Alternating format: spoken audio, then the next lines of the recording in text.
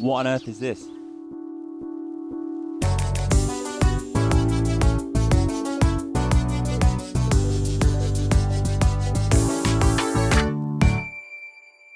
Hello there. Do you like weird borders? Well, don't we all? And today we're heading to the epicenter of some of the dumbest borders in history, Central Europe. That's right, Holy Roman Empire fans, I'm calling you out. The beef starts here. It's no secret that this whole central section of the continent has been a painful mess of territorial changes and border anomalies for literal millennia. I mean, just look at this ridiculous map. Imagine all the episodes of this show I could have made if me and Charlemagne were kicking it back with bubonic plague in the Margraviate of Meissen. But rather than this being a drama alert video about the HRE, why have I written a drama alert reference into my script in 2025? We're actually skipping forward to the 20th century for today's story, and it starts down here, in the teeny tiny village of Rüterberg.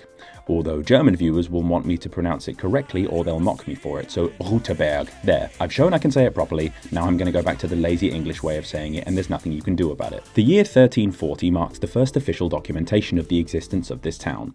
Around 100 kilometers down the iconic Elbe River from Hamburg, literally just over the border from Lower Saxony in a quiet corner of Mecklenberg-Vorpommern. In earliest records, the village had the very jolly name of Wendisch-Wenigen, and quietly went about its business as a quaint riverside farming village for centuries, through the Holy Roman Empire, the Kingdom of Prussia, the German Empire, the Weimar Republic, and the Third Reich. And unfortunately, that's where we're going to stop for a moment. In the 1930s, following the rise of the evil guys with the armbands and the Hugo Boss uniforms, I'm sorry, but I don't want to get demonetized again, the fascist government, using the pretense of blind ultranationalism, sought to quote-unquote Germanize every corner of the country by renaming any towns or cities that had either slightly foreign names or names with even slight references to so-called outgroups. Unfortunately, Wendisch-Wenigen was named in reference to the Wends, an umbrella term for the mixture of Slavic groups that inhabited northeast Germany down the centuries, and the fascists didn't like that. Oh no, we can't have a town named after a supposedly inferior ethnicity, can we? So in 1938, they changed the name to Rüterberg, which is way more boring and just means like a clearing on a hill. Also, sorry, just in case you're wondering, because I was,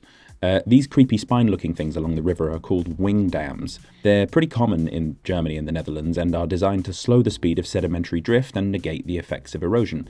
Because after all, what use is an oxbow lake other than to bore students in a GCSE geography class? So yes, this was now Rüterberg, and it made its way through World War II with little incident. But following the war, things got really weird. As I'm sure you'll know, Germany was occupied after their defeat by the Allies, with the western half of Germany coming under the control of the Western Allies, basically the USA and the UK, and the east coming under the control of the Soviet Union. A hard border was set between the two, running all the way up the middle of Germany and splitting the occupied country in two, before in 1949 the two sides were given nationhood under the names of the Federal Republic of Germany, or West Germany, and the German Democratic Republic, or East Germany. This hard border followed a jagged line from the Czech border to the North Sea, following the River Elbe for about 95 kilometers of its length, before splitting off and snaking up to the coast. Now, for the 5 to 6 years or so after the end of the war, the Western Allies were more concerned about managing this border, as they wanted to catch any war criminals who were attempting to flee, and to mitigate the refugee crisis which was intensifying dramatically after the ratification of East and West Germany in 1949. Between that year and 1952, more than 500,000 people chose to flee East Germany into the West. Sensing that this would be a long-standing issue if not rectified, the East German government responded in 1952 by significantly ramping up the scale of the fortifications along the border, effectively closing the door on West Germany. One of the measures enacted was introducing a 5-kilometer wide restricted zone along the length of the border, though this could extend to 40 kilometers in more sensitive areas, which only people with special permits were allowed to enter. And within this 5-kilometer strip along the border, the 500 meters closest to the border wall was an even more tightly restricted area that was patrolled and surveilled at all times of the day and night. This prompted East Germany to begin removing people they deemed politically undesirable from near the inner German border, in an operation which, I kid you not, was officially named Operation Vermin. This operation basically saw the destruction of dozens of villages along the border, including many on the banks of the Elbe, with residents forcibly relocated to other parts of the Republic. But while some of the citizens of Rüterberg, which was in the 500-meter ultra-restricted zone, were certainly hit with forcible relocations, the village itself was actually allowed to remain. But in 1966, things got quite strange. In October of that year, a diplomatic dispute arose when West Germany attempted to survey both sides of the Elbe River. Now, despite East and West Germany having existed for 17 years at this point, This appears to be one of the first times that they actually realised they didn't agree on where the border was. So to the West Germans, they thought that they controlled the entire river up to this bank, up to and including part of this bank, in fact. And then they allowed East Germany to use the river as they see fit for shipping and whatever. But the East Germans were insisting that the border ran down the middle of the river. This led to a genuine military standoff between the two, eventually being settled diplomatically. But this dispute spooked the East Germans considerably and further eroded their trust in the West, so they reinforced their already highly militarized border by building a second layer of border walls a bit further inland from the first. And for the most part, in the area by the Elbe, the East Germans got lazy and just built this second border to simply follow the route of Bundesstraße 195, which means... yeah...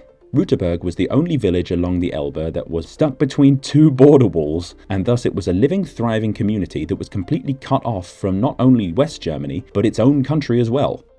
You'd think that the existence of this town here would make the East Germans maybe go easy on the locals, but absolutely not. They made life a living hell for Rüterberg.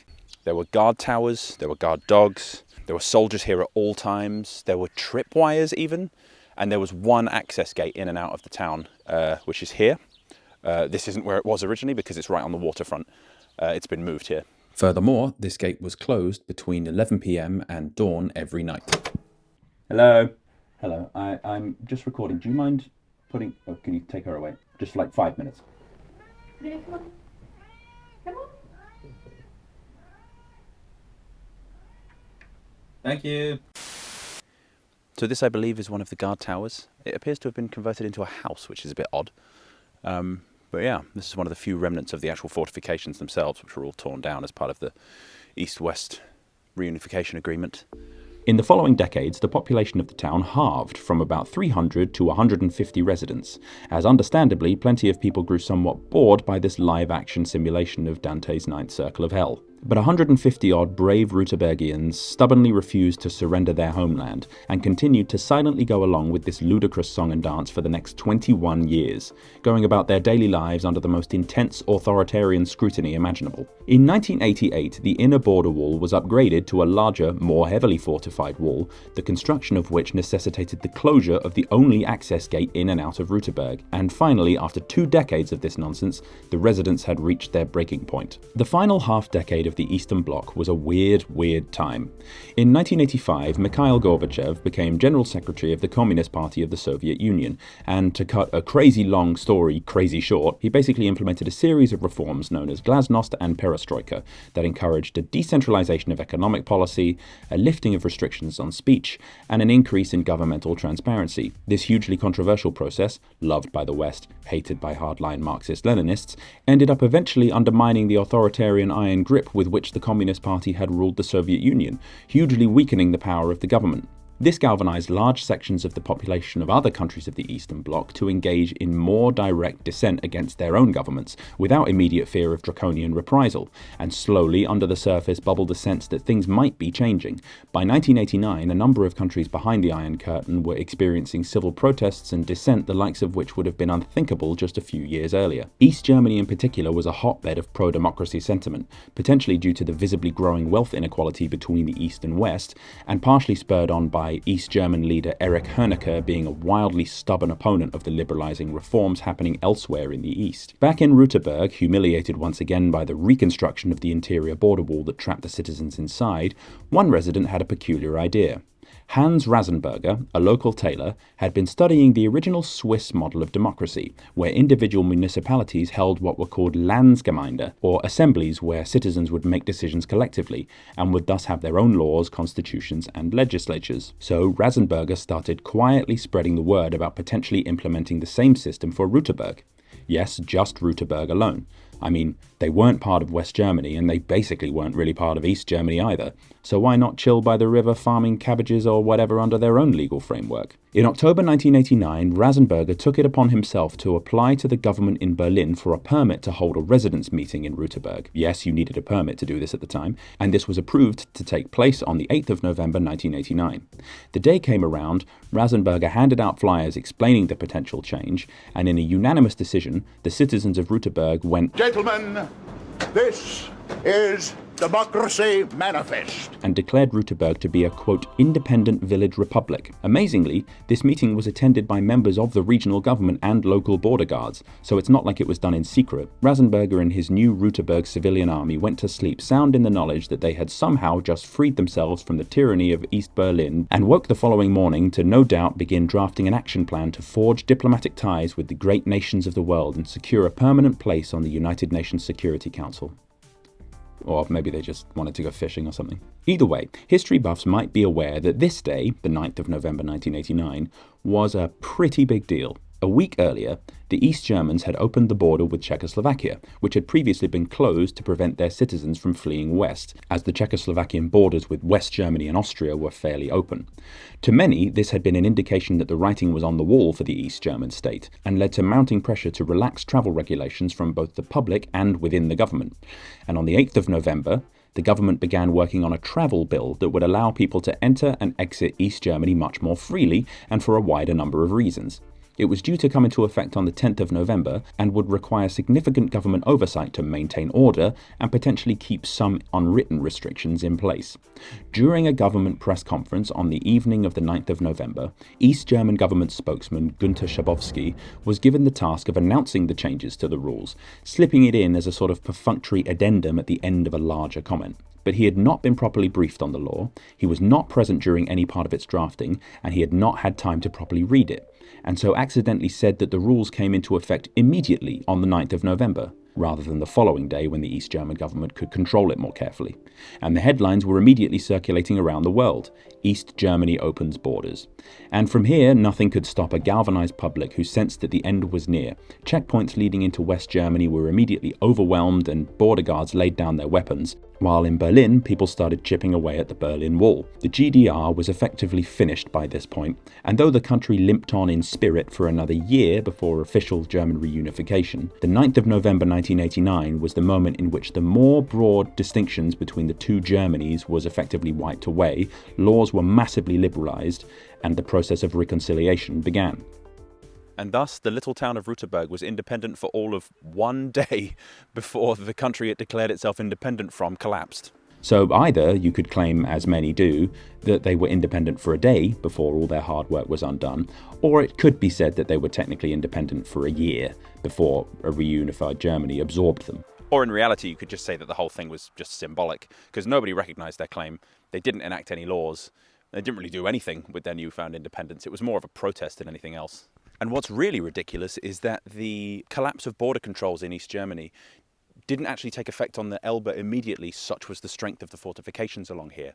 So there was actually a brief few days period where East Germans could finally access West Germany, but they couldn't access Rüterberg, which was in their own country. All told, this funny little story caught my eye because of how strange a choice it was.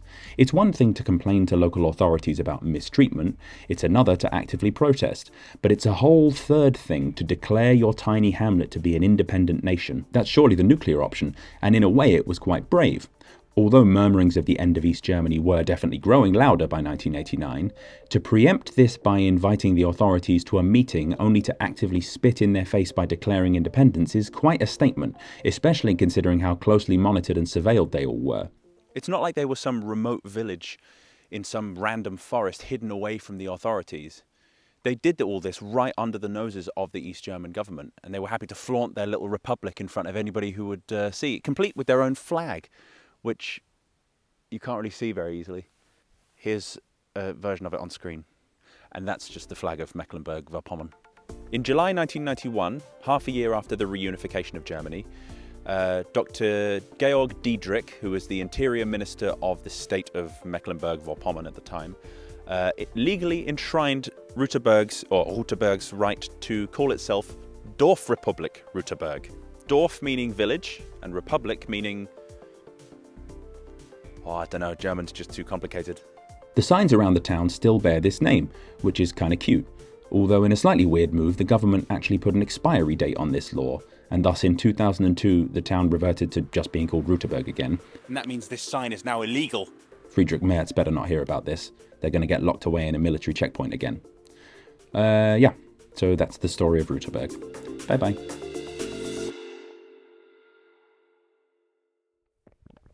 And that's Rüterberg. Rüterberg. It's very nice. You should come down here if you're in this part of Germany. It's very pretty.